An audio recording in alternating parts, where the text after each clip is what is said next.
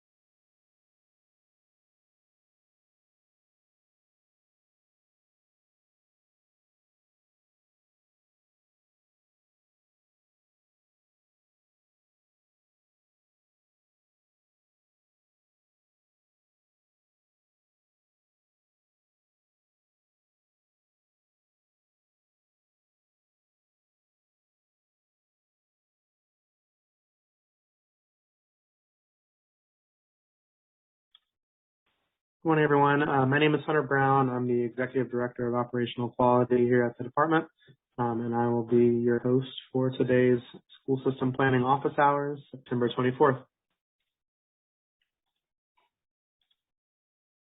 Today, we will be looking at a few reminders for key dates and action items related to school system planning. We will also review the Achieve, Believe, and Super applications before providing a few updates that will be helpful to school systems as they complete their planning for the 22-23 school year.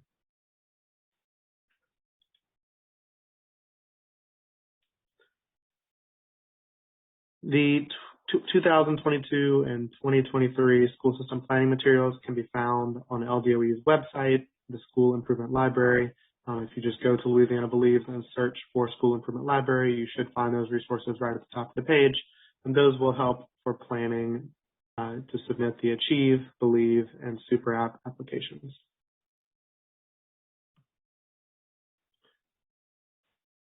As a reminder, the Achieve Incentive Planning application will be released in 2 rounds. So the first round is going to be due on October 7th.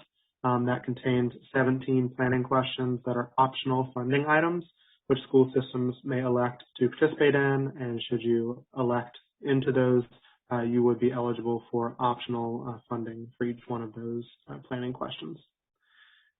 The second round of questions will be loaded into the same application. You will go back into that application in early November to complete the second round of questions by December 16th.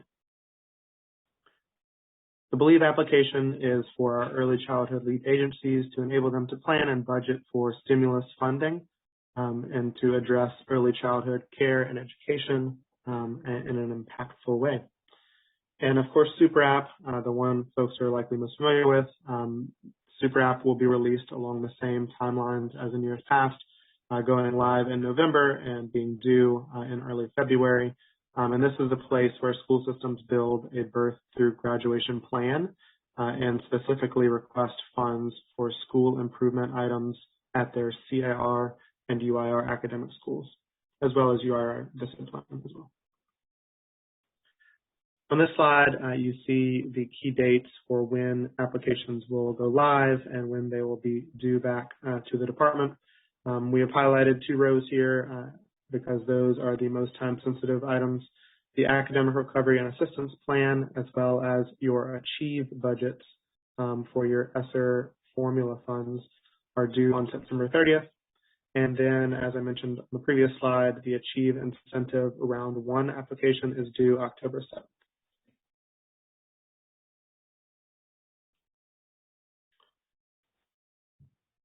Ldoe recommends that school systems take several actions to help prepare to submit these applications.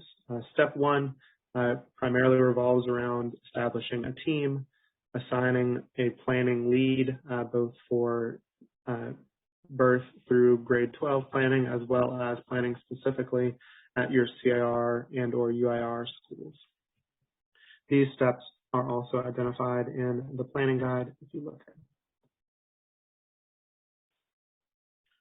After this, we recommend that you perform a needs analysis to better understand any places that may need additional attention in the 22-23 school year, collect feedback from key stakeholders on the plan as you begin to formulate it, actually building the plan using the various tools that the agency has released, and then ultimately building a budget to help understand where funding priorities exist and any places where there may be gaps the school system would like to request additional competitive funding to support.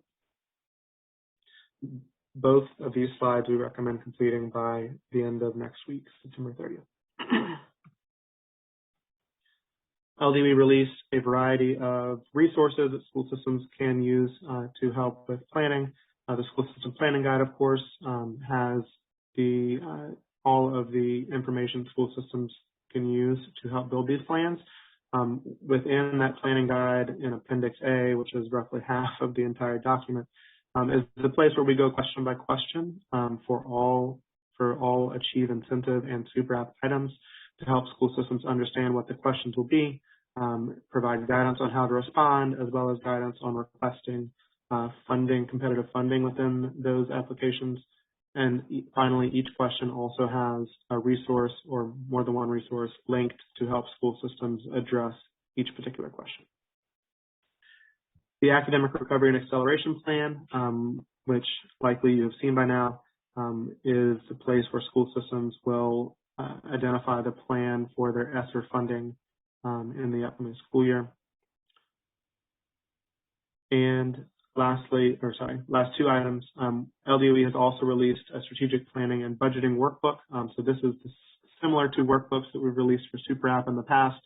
The key differences this time around are that this time the workbook now includes both Achieve Incentive as well as Super App questions, which are mocked up in the same way that you will encounter them when you go into the EGMS application.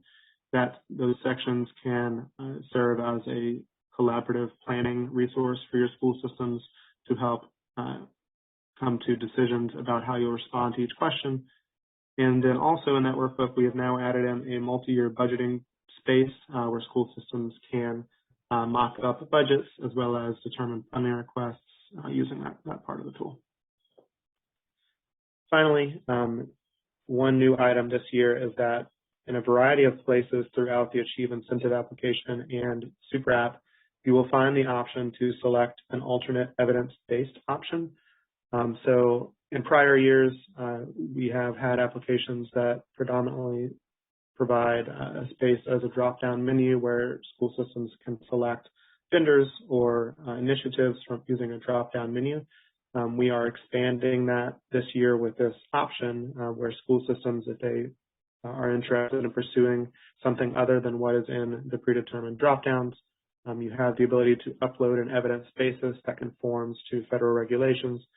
And by doing so, you request to participate in that initiative and possibly receive funding for it, assuming that it meets those criteria.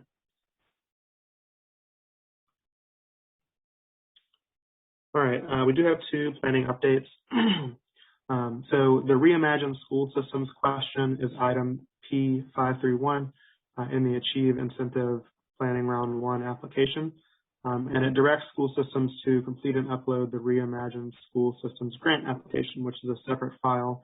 You will complete it and upload it using that item number in the Achieve Incentive Planning application. The change here is that originally when we released the guide, we had that item due on October 7th only, but we are flagging for school systems that this item will now be available in both round 1 and round 2, meaning that school systems can decide if they choose to apply, submit this plan. You may do so either in round 1, which is due October 7th, or you can wait and submit in round 2, due December 16th. But please note, you should only make one submission for this item, even though it will be available in both rounds.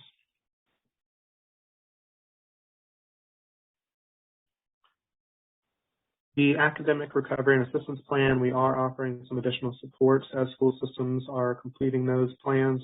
All questions regarding these plans should be directed to Dr. Rutledge using the email that's on the screen now, and I believe we included the link to the deck in the chat as well, so you can access that on this slide number by pulling up that PDF. Additionally, school systems have the opportunity to submit questions using a question submission form.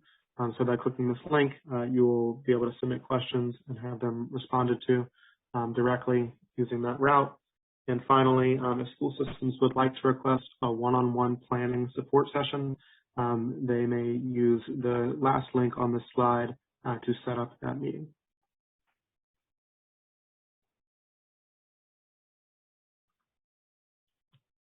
All right, finally, there are a variety of supports available to school systems as you complete these plans. Most notably, all resources that we mentioned here in this deck should be available on the School Improvement Library in the topmost section of that page. Also, please watch our weekly newsletters and attend our school system leader call and or FSGR calls monthly, where updates and additional planning resources may be provided. As we noted on the previous slide, Academic Recovery and Assistance Plan, please direct those questions to the address provided here. And if you would like assistance with the Achieve budgeting application, you can also request one-on-one assistance by contacting Melanie Mayo at the address you see here on the screen. Finally, we will continue to offer school system planning office hours. Please watch the newsletter for that. Typically, those happen at 10 a.m. each Friday. Any questions that you have related to one of these applications, please send those questions to Ldoe Grants Help Desk and include the name of the application in the subject line. All right, we will now pause for a moment to collect questions that have been submitted using the chat feature and provide responses.